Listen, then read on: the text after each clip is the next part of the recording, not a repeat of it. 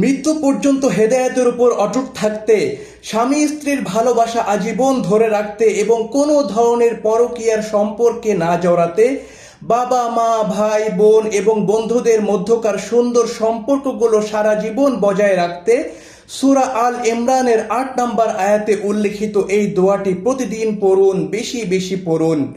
রব্বানা লা তুজিগ কুলুবানা বা'দা ইয হাদাইতানা ওয়া হাব লানা মিন লাদুনকা রাহমাহ ইন্নাকা আনতাল ওয়াহ্হাব।